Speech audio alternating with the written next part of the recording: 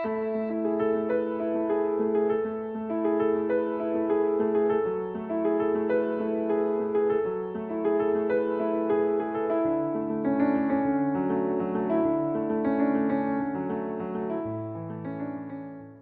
अरिहन्ताणं, नमो सिद्धाणं, नमो आयर्याणं, नमो अध्यायाणं, नमो लोये सवसाहुणं।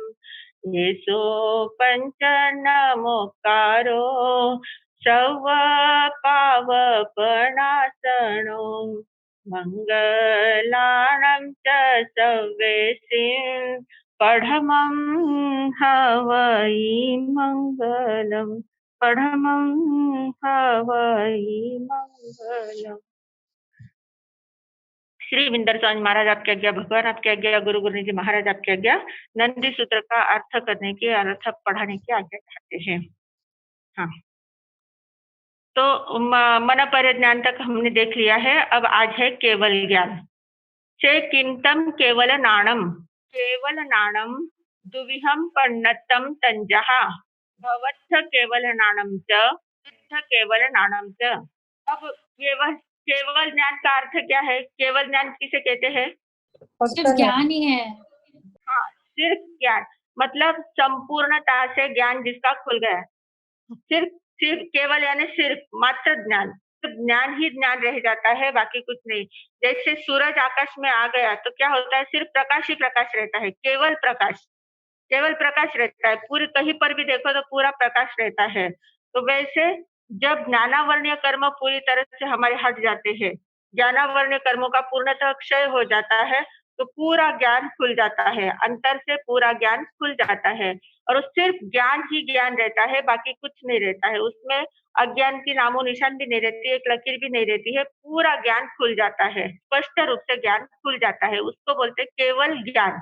केवल ज्ञान ही ज्ञान है, बाकी कुछ नहीं है। ये जो केवल ज्ञान है, ये यहाँ पर हमें दो प्रकार से बताया गया है। ऐसे देखा जाए तो केवल ज्ञान में फर्क नहीं होता है, केवल ज्ञान में भेद नहीं होते हैं।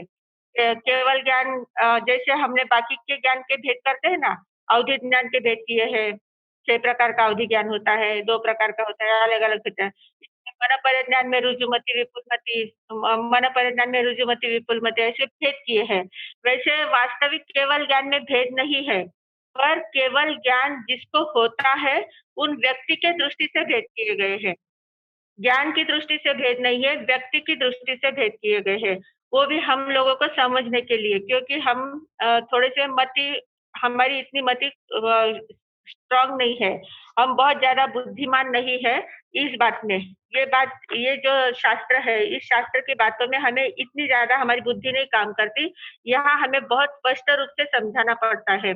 तो स्पष्ट रूप से समझाने के लिए उन्होंने वहां भेद भेद करके बताया है कि केवल ज्ञान कैसे कैसे होता है, किस किस को होता है, उसके कैसे कैसा स्वरूप देखते हैं। तो इस प्रकार इसमें भेद बताए, भले कितने भी भेद बताए, तो अंतिम समय वो बताएंगे, आखिरी गाथा में वो बताएंगे कि केवल एक विहंग केवल नानम, केवल ज्ञान एक ही प्रकार का होता है, उसमें भेद नहीं होते हैं।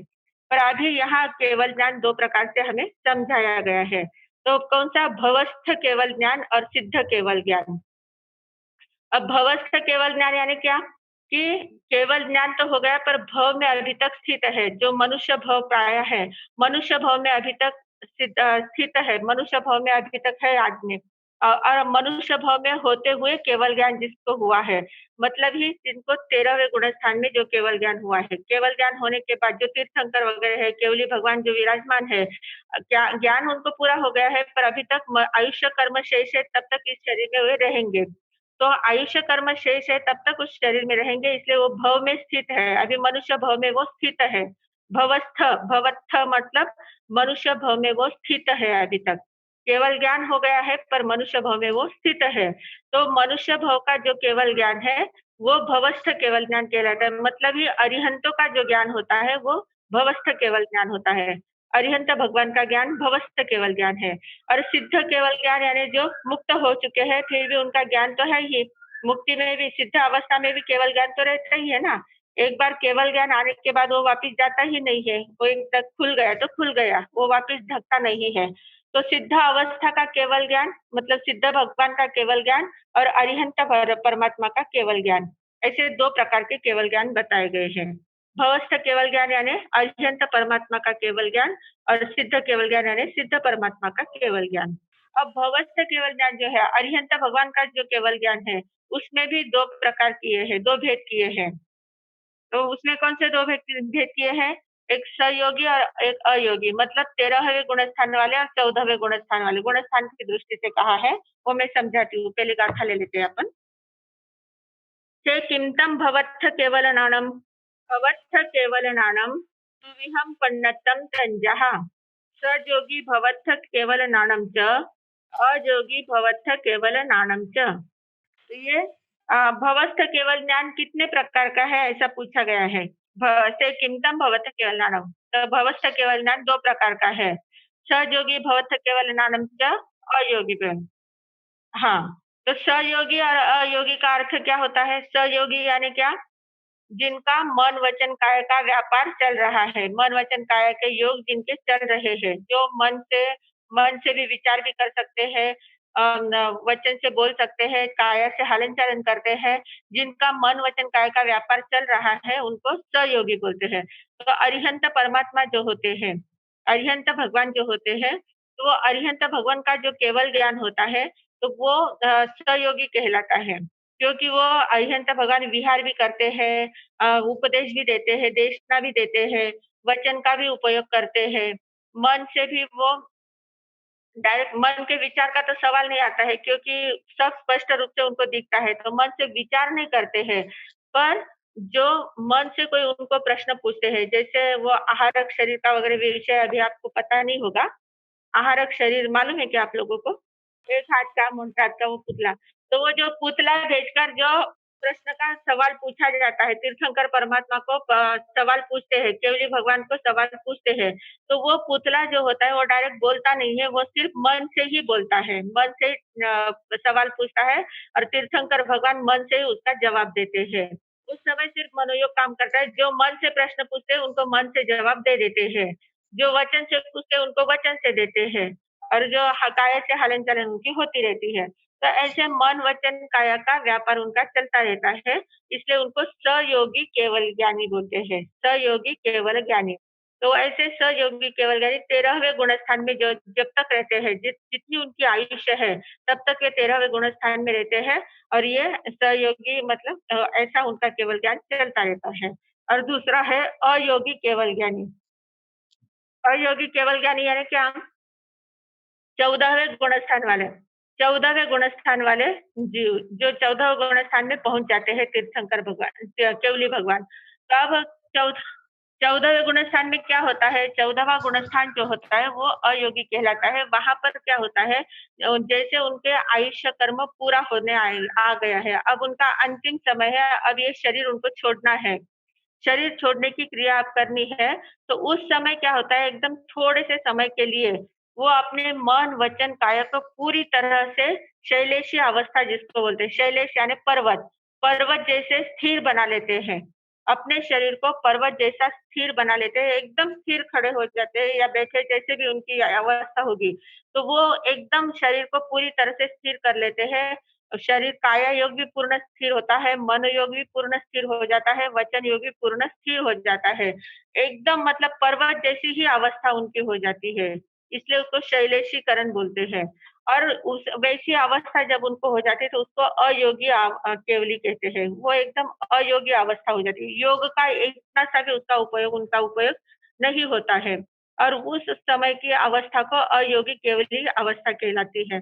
और उस अवस्था में वे इतनी थोड़ी टाइम तक रहते हैं कि जैसे 5 लघु अक्षरों का उच्चारण करना, मतलब अ, ई, उ, ऋ, ऐसे 5 अक्षर जो लघु अक्षर जिसको कहलाते हैं, तो उतना उच्चारण करने में जितना टाइम लगता है, उतने समय में वे मोक्ष में पधार जाते हैं। शरीर को छोड़ देते हैं, मोक्ष में सीधा पधार जाते हैं।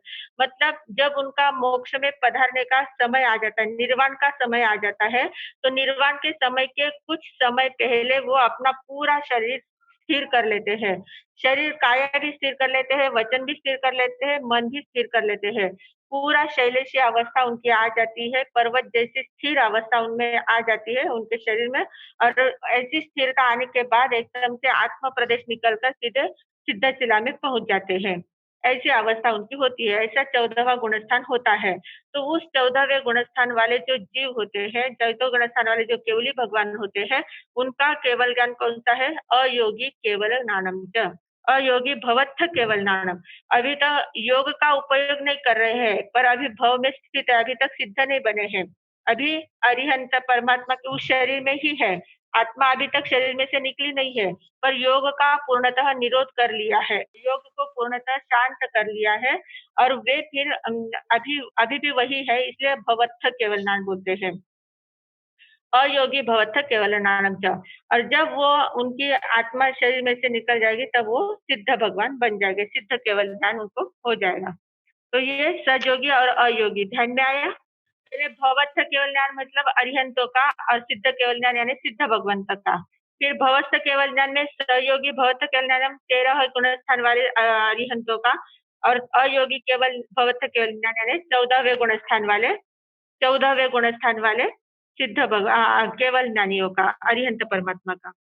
अब जो 13वें गुण स्थान वाले हैं 13वें गुण स्थान वाले हैं, उनमें भी वापिस भेद किए हैं। वैसे मतलब कैसे भेदानुभेद बता रहे हैं, इतना भेद सूक्ष्मता से हमें समझाने का प्रयास किया जा रहा है कि कितना सूक्ष्मता से हम सोच सकते हैं, उतनी सूक्ष्मता से जवाब दे देकर हमको समझा रहे हैं कि केवल ज्ञानियों में कैसा कैसा बदल आता जाता है, कैसा कैसा उनकी अवस्था बदलती जाती है। तो इसमें क्या कहा? से किंतम सजोगी भवत्थ केवल नाणम च, योगी भवत्थ केवल नाणम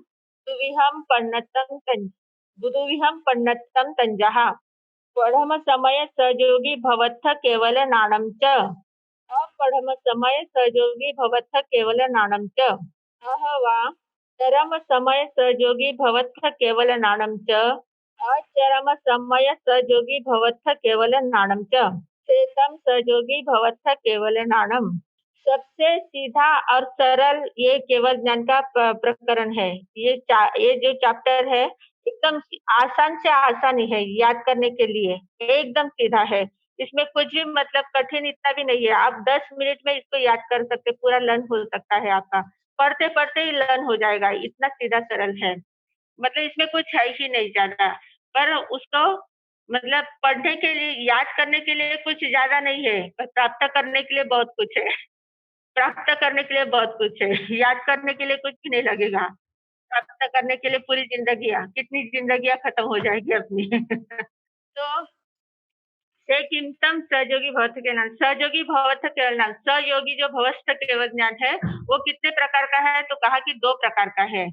सहयोगी भवस्थ केवल ज्ञान यानी 13वें गुणस्थान वालों का केवल ज्ञान। तो ये 2 प्रकार का है। तो इसमें 2 प्रकार कौन से हैं? पढ़म समय सहयोगी भवत्थ केवल ज्ञानम च, अपढ़म समय पढ़म समय और अपढ़म। पढ़म यानी प्रथम, प्रथम समय, और अपढ़म यानी अप्रथम समय। अब प्रथम समय यानी क्या?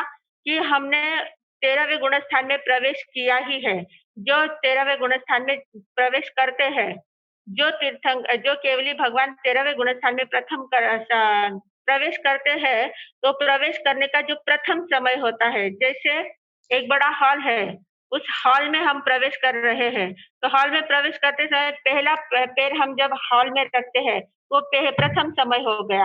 और फिर उसके आगे बहुत सारे चलते जाते हैं अंदर अंदर, और चलते चलते फिर एक आखिरी समय आता है। आखिरी उस हॉल को दूसरी छोर से अगर हमको छोड़ना है, तो वो आखिरी समय का जो आखिरी कदम जो होता है, हॉल में रखे हुआ आखिरी कदम, एक तो पहला कदम और आखिरी कदम, दोनों में फर्क है ना। प्रवेश करने के समय पहला कदम रखते हैं और छोड़ते समय आखिरी कदम रखते हैं। तो ऐसा ही, और अप्रथम यानी क्या? पहला रखा जो प्रथम हो गया, और फिर उसके आगे जो चलते गए वो अप्रथम है, मतलब दूसरा, तीसरा, चौथा, पांचवा, ऐसे आगे आगे समय चलता है। और चरम यानी क्या? आखिरी। चरम यानी आखिरी, हॉल का जो आखिरी कदम है वो चरम कदम है। तो चरम है, और अचरम यानी उसके पहले, चरम की ओर जा रहे हैं, उसके पहले का जो है वो अचरम कहलाता है। मतलब अपढ़म और अचरम दोनों सेम है, बीच बीच वाला दौर है, बीच वाला दौर है। और सिर्फ प्रथम और अचरम ये दो ध्यान में रखना है। प्रथम प्रवेश करना और अंतिम समय में। 13वें गुणस्थान में प्रथम प्रवेश किया वो पढ़म समय हो गया। प्रथम समय का केवल ज्ञान। केवल ज्ञान उत्पन्न हुआ ही है वो पहला समय। पहले समय का जो केवल ज्ञान है वो प्रथम समय केवल भवत्थ केवल ज्ञान होते हैं। और फिर केवल ज्ञान होने के बाद वो कंटिन्यूटी उसकी चलती रहती है, वो अप्रथम समय हो गया है। अप्रथम समय का केवल ज्ञान हो गया है। और फिर 13वें गुणस्थान में जितने दिन तक रहेंगे, जितना आयुष्य उतने दिन तक 13वें गुणस्थान में रहेंगे। फिर जब 13वें गुणस्थान का आयुष्य पूर्ण समय होने का समय आने के बाद 13वें गुणस्थान का अंतिम समय आएगा। 13वां गुणस्थान अंतिम समय होगा और फिर 14वें गुणस्थान में प्रवेश करेंगे। तो 13वें गुणस्थान का जो अंतिम समय है उसको चरम समय बोलेंगे। चरम समय सहयोगी भवत्थ केवल नाणम। और अचरम समय यानी चरम समय के पास जाते हुए पहले उसके पहले का जो समय है उसको अचरम कहेंगे। आया ध्यान में? एकदम सीधा सरल है, बहुत कठिन कुछ नहीं है। किसी भी क्षेत्र में हम प्रवेश करते हैं तो पहला कदम, पहला चरण, पहला पढ़म समय और फिर अंदर में घूमते रहते हैं और फिर जब अंतिम समय जब उसे उससे बाहर निकलते हैं तो वो चरम समय हो गया। आया ना ध्यान में?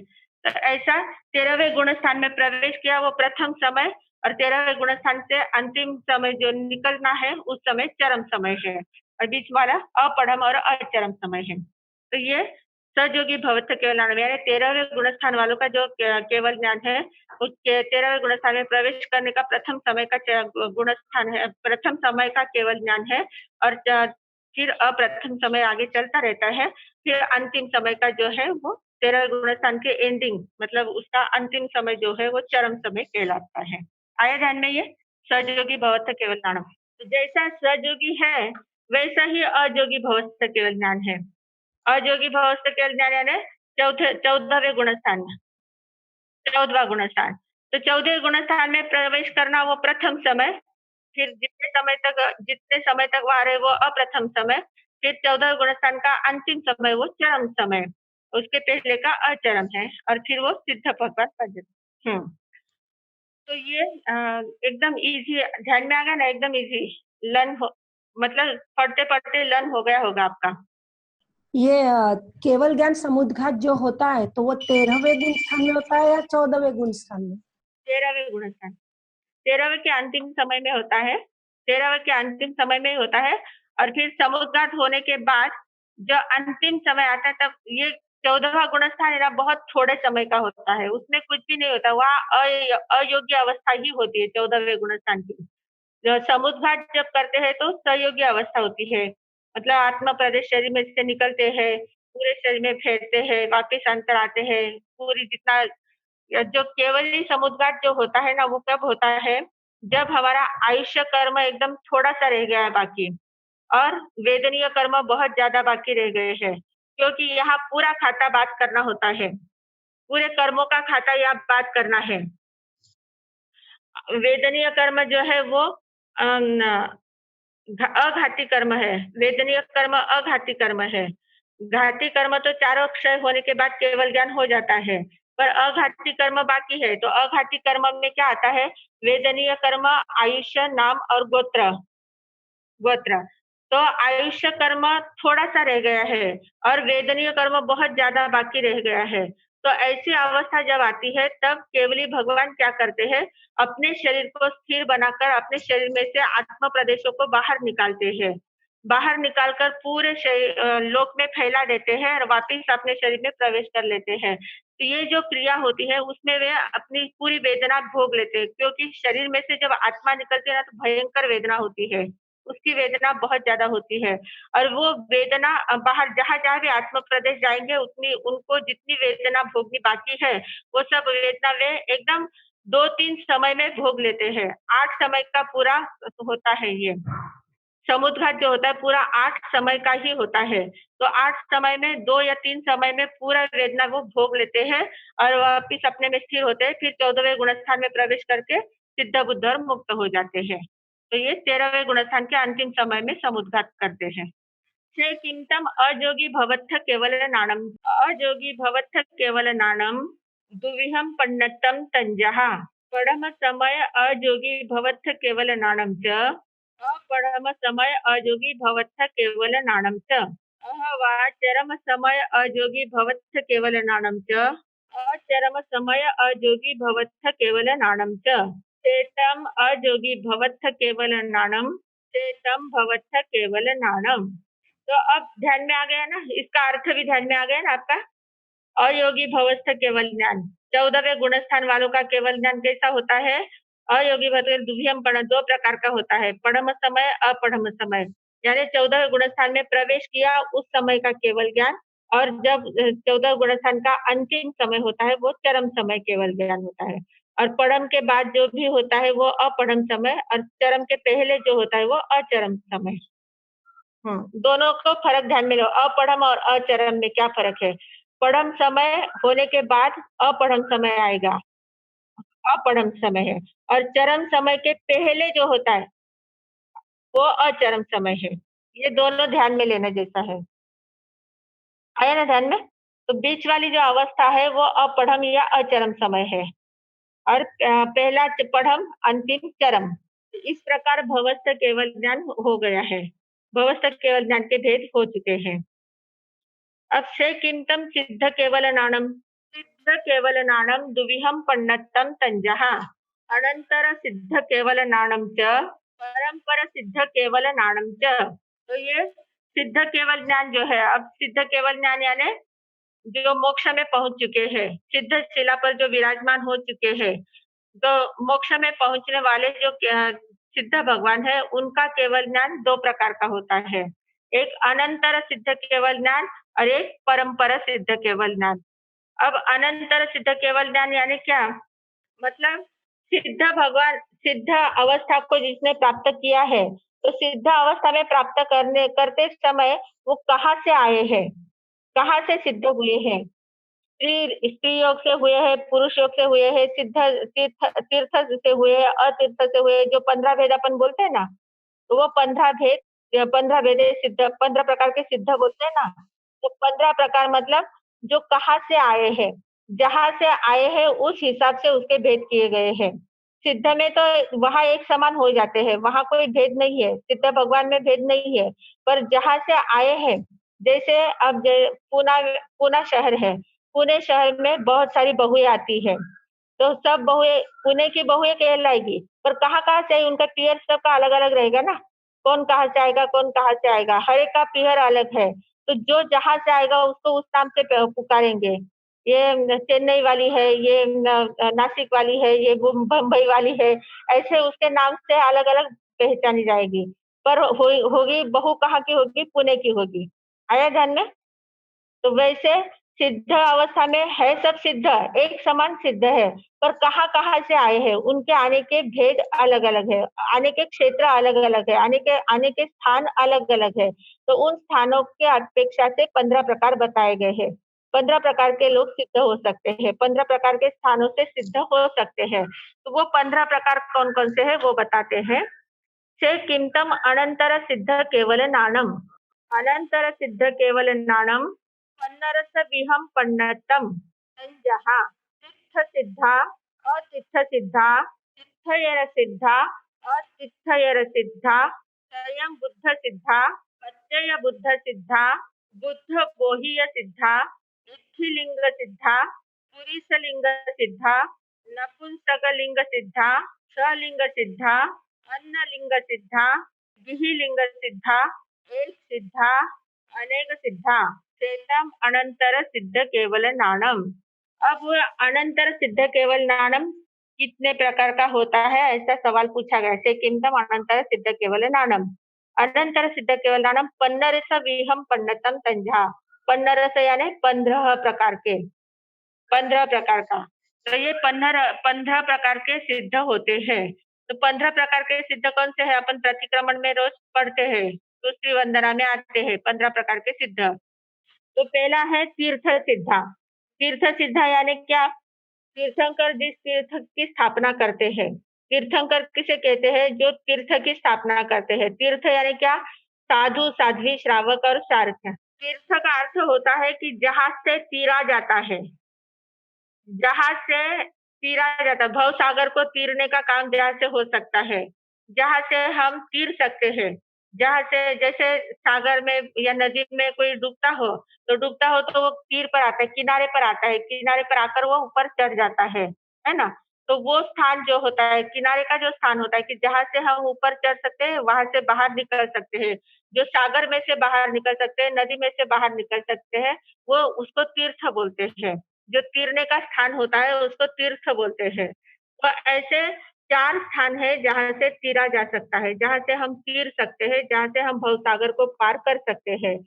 तो वो जो भवसागर को पार करने का स्थान है, वो 4 प्रकार का कौन-कौन सा है? तो साधु की अवस्था में, साध्वी के गृहस्थी की, श्रावक की अवस्था में या श्राविका की अवस्था में, चारों अवस्थाओं से हम तीर सकते हैं, इसलिए उसको तीर्थ कहते हैं। तो ऐसे तीर्थ अवस्था में से जो ऐसे तीर्थ अब जो तीर्थंकर जिस तीर्थ की स्थापना करते हैं, उस तीर्थ में रहते हुए जो सिद्ध होते हैं, वहाँ से साधु हो, साध्वी हो या श्रावक हो या श्राविका हो, जो भी वहाँ से सिद्ध होते हैं, उनको तीर्थ सिद्धा बोलते हैं। साधु, साध्वी, श्रावक और श्राविका की अवस्थाओं में से मतलब तीर्थंकर के स्थापन किए हुए तीर्थ में से जो सिद्ध होते हैं, उनको तीर्थ सिद्धा कहते हैं। फिर अतीर्थ सिद्धा यानी जो तीर्थ में प्रवेश नहीं किया है जिन्होंने, भगवान ने जो तीर्थ की स्थापना की है, उसमें जिसने प्रवेश नहीं किया है, फिर भी आत्म साधना करके जिन्होंने मुक्ति को प्राप्त कर लिया है, आत्म साधना करके अलग-अलग प्रकार के साधक होते हैं। ज़रूरी नहीं सब एक ही प्रकार से जाएँगे, एक ही स्थान से जाएँगे ऐसा ज़रूरी नहीं है। हर एक अपने-अपने हिसाब से करते हैं साधना। तो जो तीर्थ में जिन्होंने प्रवेश नहीं किया, न साधु बना, न साध्वी बना, न श्रावक बना, न श्राविका बना, फिर भी जिन्होंने साधना करके अपनी अंतिम गति को जिसने प्राप्त कर लिया है, उसको अतीर्थ कहते हैं कि जो तीर्थ में न आते हुए भी सिद्ध हो गए हैं, वो अतीर्थ सिद्धा कहते हैं। यहाँ पर देखो अपने जैन धर्म की कितनी महानता है, कितनी विशालता है। यहाँ ऐसा कहीं कहीं नहीं कहा गया कि जो तीर्थंकर की वाणी सुनकर सिद्ध होता है वही सच्चा सिद्ध है, बाकी कोई सिद्ध नहीं हो सकता, ऐसा यहाँ पर नहीं बताया। सभी धर्मों को यहाँ महत्व दिया गया है, कोई कहीं से भी जा सकता है, तीर्थ में से भी जा सकता है, अतीर्थ में से भी जा सकता है, गृहस्थ अवस्था में से भी जा हुँ? क्या? अतीर्थ यानी अतीर्थ यानी जो तीर्थंकर भगवान ने जो तीर्थ की स्थापना की है, उस तीर्थ में प्रवेश न पाकर भी जो तीर्थ हो जाते हैं, वो अतीर्थ सिद्धा है। तीर्थ से बाहर रहकर भी जो तीर्थ तीर्थ सिद्ध हो जाते हैं, वो अतीर्थ कहलाते हैं। जो साधु, साध्वी, श्रावक, श्राविका जो साधु, साध्वी, श्रावक, श्राविका नहीं बोले, जैसे यहाँ मरुदेवी यहाँ जैसे मरुदेवी माता का नाम लिया गया है। मरुदेवी माता अतीर्थ सिद्धा थी। अब अरिहंत ये क्या आदिनाथ भगवान ने ऋषभदेव भगवान ने तीर्थ की स्थापना की थी, पर मरुदेवी माता ने अभी तक व्रत नियम कुछ भी नहीं लिए थे, उनके तीर्थ में प्रवेश नहीं किया था। वो तो सिर्फ तमो शरण में पधारे थे। तमो शरण में गए थे, हाथी पर बैठ कर गए थे और उन्होंने सिर्फ अरिहंत भगवान को देखा, तीर्थंकर भगवान को देखा और देखते से उनको वहाँ केवल ज्ञान हो गया। तो वो अतीर्थ अभी तक तीर्थ में उन्होंने प्रवेश नहीं लिया था। श्राविका का व्रत भी नहीं स्वीकार किया था, साध्वी भी नहीं बनी थी। मतलब व्रत प्रत्याख्यान कुछ भी नहीं लिए थे। व्रत प्रत्याख्यान लिए के बिना मतलब उस तीर्थ में प्रवेश किए बिना ही वो सिद्ध हो चुके। तो ऐसे अतीर्थ सिद्धा कहलाते हैं। आया ध्यान में? अतीर्थ सिद्धा। वो भी होते ना, वो भी अन्य लिंग सिद्ध आएगा ना इसमें। इसमें 15 वेद में आएगा उसमें। फिर तीर्थंकर सिद्धा। तीर्थंकर सिद्धा यानी जो तीर्थंकर पदवी को प्राप्त कर चुके हैं, तीर्थंकर पद को प्राप्त करने के बाद सिद्ध हुए हैं, वो तीर्थंकर सिद्धा, जो 24 तीर्थंकर कहलाते हैं अपने, वो तीर्थंकर सिद्धा है। वो तो एकदम सीधा सरल है। फिर अतीर्थंकर सिद्धा यानी जो सामान्य केवली है, जिन्होंने हाँ, तीर्थंकर नहीं है पर फिर भी केवल ज्ञान जिसने प्राप्त कर लिया है। बिना तीर्थंकर की पदवी पाए भी केवल ज्ञान जिन्होंने प्राप्त कर लिया, वो अतीर्थंकर सिद्धा है। फिर है स्वयं बुद्ध सिद्धा। स्वयं बुद्ध सिद्धा यानी क्या? जो जिसे किसी गुरु का उपदेश नहीं मिला है, किसी गुरु के सानिध्य में नहीं आए हैं, पूर्व भाव की कुछ साधना है और कुछ ऐसा निमित्त बन जाता है, अपने आप जो सिद्ध हो जाते हैं। अपने आप अंतर की जागृति जिनको आ जाती है और कोई भी बाह्य का कोई निमित्त न मिलते हुए अंतर से ही बोध प्राप्त हो जाता है और जो ऐसे बोध को प्राप्त करके जो सिद्ध हो जाते हैं उसको बोलते हैं स्वयं बुद्ध सिद्धा। तो ऐसे स्वयं बुद्ध सिद्धा कौन थे? कपिल केवली की कथा मालूम है क्या आपको? कपिल केवली अपने उत्तराधन सूत्र के 8वें अध्ययन में आता है। वो तो सोना मांगने के लिए गए थे। जो माता सोना, पर वो सोने मांगने के लिए उनकी प्रामाणिकता देखकर राजा ने कहा कि तुमको जो चाहिए वो मांगो। तो मांगते मांगते उनकी वो चिंतन करने बैठे कि मैं क्या मांगू क्या मांगू, तो इतना बढ़ते बढ़ते वो पूरे राज्य तक पहुंच गए कि पूरा राज्य ही मांग लूं मैं। और एकदम से क्लाइमेक्स तक जब पहुंच जाते हैं तो वहां क्रांति घटित हो जाती है। तो वो क्लाइमेक्स तक पहुंच गए, पूरा राज्य मांगने तक की उनकी इच्छा हो गई और वहां भी उनकी इच्छा पूरी न हो पाई। उनको लगा कि और क्या मांगू और क्या मांगू, और करते करते एकदम से क्रांति घटित हुई, वो एकदम अंतर्मुखी हो गए। और वहां उनका चिंतन चला कि मैं भी कहा सिर्फ 2 मासे के लिए मैं निकला था, 2 मासा सोने के लिए निकला था, तो अब पूरा राज्य मांग मांग रहा हूँ, फिर भी मेरी इच्छा की पूर्ति नहीं हो रही है, फिर भी मेरा लोभ बढ़ता ही जा रहा है। जहाँ लाहो तहाँ लहो, जैसे जैसे लाभ होता जाएगा वैसे वैसे मेरा तो लोभ बढ़ता ही जाएगा। तो ऐसे इसमें क्यों रुकना है? ऐसे करते एकदम उनका स्वयं का चिंतन जागृत हो गया और वहां पर उनको केवल ज्ञान की प्राप्ति हो जाती है। तो वो स्वयं बुद्ध सिद्धा, स्वयं ने ही बोध को प्राप्त किया है। किसी से उन्होंने उपदेश सुना नहीं है, कोई वहां गुरु मिले नहीं है, कुछ भी नहीं है। उनको ऐसा संयोग कुछ मिल गया कि अपना ही चिंतन उनका जागृत है, चिंतन करते करते स्वयं ही बोध को प्राप्त कर लिया। तो उसको बोलते हैं स्वयं बुद्ध सिद्धा। फिर है प्रत्येक बुद्ध सिद्धा। प्रत्येक बुद्ध सिद्धा यानी जो उनको भी किसी गुरु के किसी निमित्त की जरूरत नहीं होती है, पर उनको एकाध ऐसा कुछ निमित्त मिलता है, बाहर का ऐसा कुछ निमित्त मिल जाता है जिससे उनको बोध प्राप्त हो जाता है। स्वयं बुद्ध सिद्धा को तो बाहर का निमित्त भी नहीं मिलता है, आंतरिक शक्ति उनकी जागृत होती है, आंतरिक स्वयं का ही चिंतन जागृत होता है। पर प्रत्येक बुद्ध सिद्धा जो होते हैं उनको कोई तो भी ऐसा निमित्त मिल जाता है। 4 प्रत्येक बुद्ध हुए हैं अपने यहाँ, 4 प्रत्येक बुद्धों का वर्णन आता है। तो उन चारों को एक-एक प्रकार का कुछ तो भी ऐसा निमित्त मिलता गया और उससे वो सिद्ध बन गए, मतलब केवल ज्ञान को प्राप्त हो गया। तो उसको बोलते हैं प्रत्येक बुद्ध सिद्धा, जो अब एक निमित्त को पाकर जिनको अपनी अंतर की शक्ति जिन्होंने जागृत कर ली है। फिर है बुद्ध बोधित सिद्धा। बुद्ध बोधित सिद्धा क्या है कि जिन्होंने गुरु से बोध पाया है, जिसको कोई सदगुरु मिल गए हैं, सदगुरु के बोध से जो सिद्ध हुए हैं, बुद्ध हुए हैं, मुक्त हुए हैं, तो वो बुद्ध बोधित सिद्धा कहलाते हैं। बुद्धों के द्वारा जो बोधित हो जाते हैं। फिर स्त्रीलिंग सिद्धा, स्त्री अवस्था में जो सिद्ध हुए हैं, स्त्री की पर्याय है शरीर में, शरीर की पर्याय स्त्री की है, फिर भी अंतर की शक्ति ऐसी जगह दी है कि वो सिद्ध बुद्ध और मुक्त हो गए हैं। यहाँ अपना और दिगंबर लोगों का थोड़ा सा मतभेद होता है। दिगंबर लोग स्त्री में, हाँ, दिगंबर लोग स्त्री को मुक्ति मानते हैं। दिगंबर लोग जो होते हैं ना वो स्त्री को मुक्त नहीं मानते, स्त्री को मुक्ति मिल सकती है ऐसा नहीं मानते हैं, वो स्त्री नहीं पा सकती है ऐसा उनका कहना है। स्त्री की मुक्ति को वो स्वीकार नहीं करते हैं दिगंबर लोग, पर अपने यहाँ स्त्री को मुक्ति मानते हैं क्योंकि मल्लीनाथ भगवान भी स्त्री ही थे। तो वो, हाँ, और देवी माता, हाँ, हुँ, बहुत सारे हैं। अपन मानते हैं पर वो लोग नहीं मानते हैं। वो लोग बोलते हैं कि वो स्त्री की अवस्था में मुक्त नहीं हुए।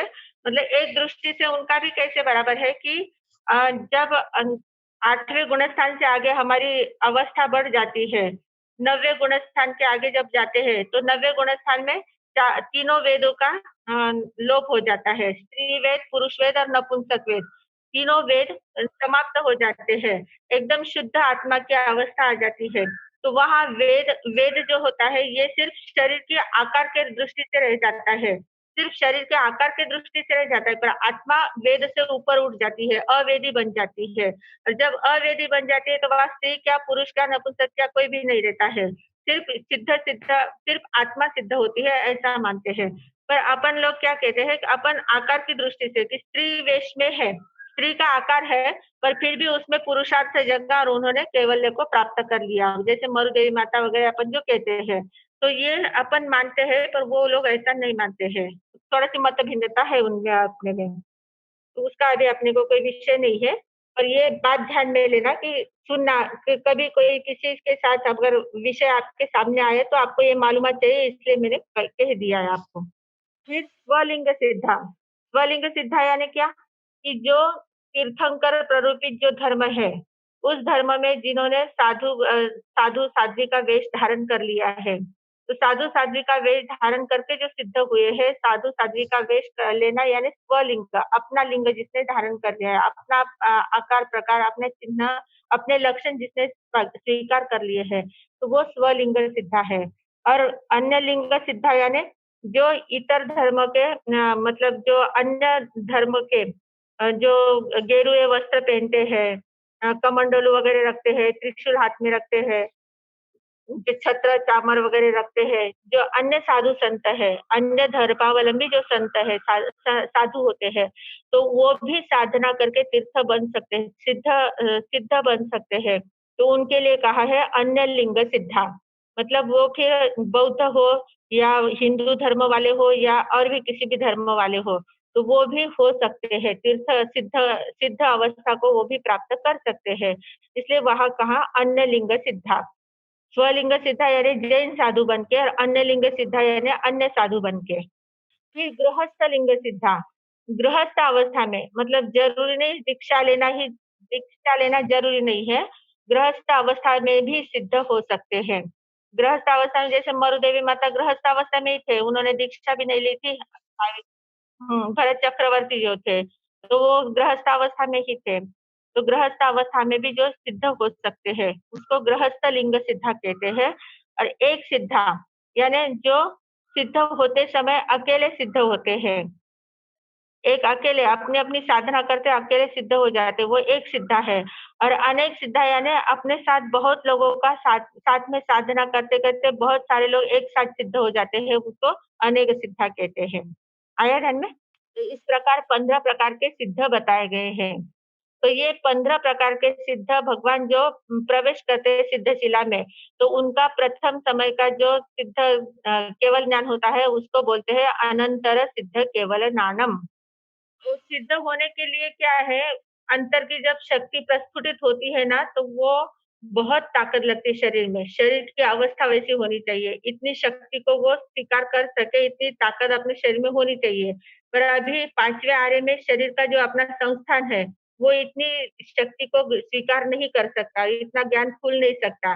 और 5वें आर्य में क्या है, अपनी बुद्धि जो होती है ना, वो तार्किक बुद्धि ज़्यादा होती है, वक्र बुद्धि ज़्यादा होती है।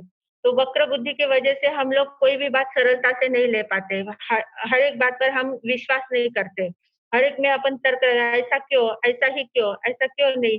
हर एक बात में हम तर्क-वितर्क करते रहते हैं। तो यहाँ निर्मलता जितनी चाहिए उतनी नहीं आ पाती है। 5वें आर्य में सिर्फ हम सम्यक दर्शन प्राप्त कर सकते हैं, वो भी बहुत कम म्हणजे बहुत कम प्रमाण में कर सकते हैं। सम्यक दर्शन की प्राप्ति हो सकती है, पर केवल ज्ञान की प्राप्ति यहाँ अभी नहीं हो सकती। क्योंकि उसके लिए द्रव्य, क्षेत्र, काल, भाव सभी बातें लगती है। वैसा वातावरण चाहिए, वैसे लोग चाहिए, वैसे अपनी बुद्धि चाहिए, उतनी अपनी सरलता चाहिए, उतनी अपनी नम्रता चाहिए, उतनी अपनी शक्ति पहचाने की ताकत भी अपने शरीर में चाहिए। उतनी शक्ति को जब खोलते हैं, तो उस शक्ति को धारण करने वाला उतना पात्र भी योग्य चाहिए ना, उतना पात्र अभी हमारे पास नहीं है। हम तो थोड़ा-सा कुछ करते हैं तो तुरंत थक जाते हैं। हमारा शरीर ऐसा है। और तीर्थंकरों का शरीर कैसा होता है, कितना मजबूत शरीर होता है उनका, है ना? तो वैसा शरीर हमारा अभी नहीं है, इसलिए हमें अभी प्राप्त नहीं हो सकता। आएगा ना, अभी अपने पास है ना, सम्यक दर्शन अगर प्राप्त कर लिया तो कभी ना कभी चांस तो हमें मिलेगा ही। सम्यक दर्शन प्राप्त करना है यानी रिजर्वेशन कर लेना है। केवल ज्ञान का रिजर्वेशन करना है। तो केवल ज्ञान का रिजर्वेशन करने के लिए हमारे पास अभी सम्यक दर्शन का है ना चांस, वो तो कर सकते हैं। उतना किया तो भी हम उस लाइन में आ जाएँगे, है ना? क्योंकि सम्यक दर्शन की अवस्था ही ऐसी है, भेद ज्ञान होना है। सम्यक दर्शन यानी अनुभूति का विषय है। सम्यक दर्शन सिर्फ दूसरे को नहीं समझ सकता, हमें ही समझ सकता है कि हमें सम्यक दर्शन हुआ या नहीं हुआ। क्योंकि सम्यक दर्शन में हमें आत्मा और शरीर का भेद ज्ञान हो जाता है।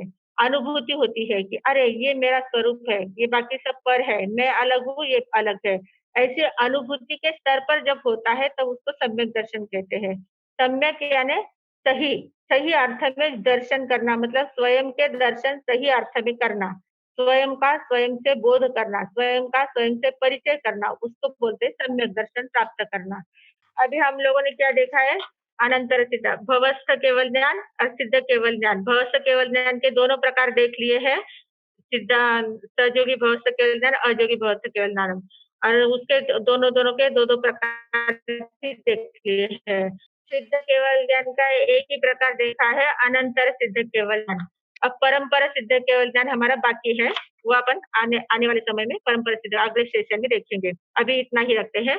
जम वैद्धम वच्चा मिलम हिणक्षरम अचक्षरम पयहीनम विनयहीनम योगहीनम घोषहीनम सुक्षुदिनम दुःख परिचय अकाले कौ सज्जाव काले न कौ सज्जाव असज्जाय सज्जायम सज्जाय न सज्जायम भणता गुणता विचारता ज्ञान और ज्ञानवंत की आशा तना की होय तो तत्समिच्छामि दुक्कडम।